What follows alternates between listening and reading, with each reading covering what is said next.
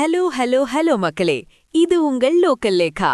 என்ன பாஸ், கை சின்னம் இப்போ உதயசூரியன் கிட்ட இருந்து கொஞ்சம் எக்ஸ்ட்ரா சீட்ஸையும் ஆட்சியில ஒரு சேரையும் கேக்குது. கனிமொழி எம்பியை சந்திச்ச காங்கிரஸ் மேலிட பொறுப்பாளர் கிரிஷ் சோடங்கர் ஆட்சியில் பங்கு பத்தி இப்ப பேசல, ஆனா சீட் மேட்டர்ல நாங்க ஸ்ட்ராங்கா இருக்கோம்னு சொல்லிட்டு போயிருக்காரு. இதுக்கு பின்னாடி ஒரு பெரிய ரகசிய கடிதமும் ராகுல் காந்தியோட மெசேஜும் இருக்கு பாஸ். 1.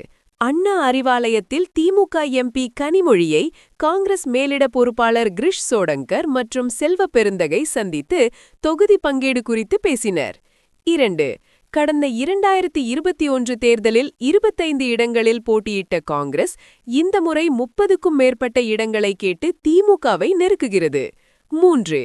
ஆட்சியில் பங்கு குறித்து தற்போதைக்கு திமுகவுடன் பேசவில்லை என தெரிவித்த கிரிஷ் சோடங்கர் ராஜ்யசபா சீட் மற்றும் உள்ளாட்சி தேர்தல் இடங்கள் குறித்து பேசியதாக கூறினார்.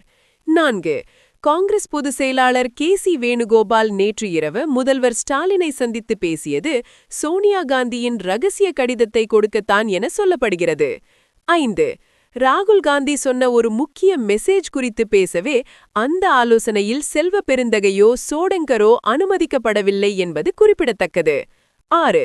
தமிழ்நாட்டில் அதிகார பங்கீடு சாத்தியமில்லை என முதல்வர் ஸ்டாலின் ஏற்கனவே திட்டவட்டமாக மறுத்துவிட்ட நிலையில் காங்கிரஸ் இதை எப்படி எதிர்கொள்ள போகிறது என எதிர்பார்ப்பு எழுந்துள்ளது. 7. தேமுதிக, மதிமுக போன்ற புதிய கட்சிகள் திமுக கூட்டணிக்கு வந்திருப்பதால் காங்கிரசுக்கு அதிக இடங்கள் ஒதுக்குவதில் திமுகவுக்கு பெரிய சிக்கல் ஏற்பட்டுள்ளது பாஸ். காங்கிரஸ் இப்போ 30 சீட் +1 ராஜ்யசபாங்கிற டிமாண்ட்ல உறுதியா இருக்காங்க. ஆனா திமுகவோ 27, 28க்கு மேல ஒரு சீட் கூட தர முடியாதுங்கிற நிலைப்பாட்டுல இருக்காங்க. இந்த சூழல்ல தான் தவக விஜய் காங்கிரஸ தூக்க தூண்டில் போட்டுட்டு இருக்காரு.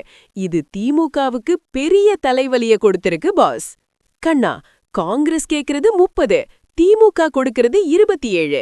மீதி இருக்கிற அந்த 3 சீட்டுக்காகத்தான் இப்போ தில்லிக்கும் சென்னைக்கும் நடுவுல இந்த மெகா பஞ்சாயத்தே நடக்குது பாஸ். கனிமொழி எம்பி இதுக்கு என்ன ஃபைனல் டீல் பேச போறாங்கன்னு ஒரு பெரிய விசில் போட்டு வெயிட் பண்ணுவோம் பாஸ்.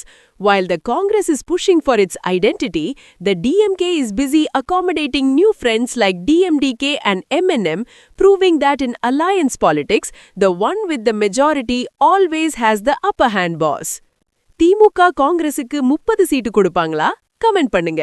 தமிழக தேர்தல் கூட்டணி கணக்குகள் குறித்த அனல் பறக்கும் அப்டேட்ஸுக்கு ஸ்டே டியூன்ட் வித் பிராண்டி செய்திகள்.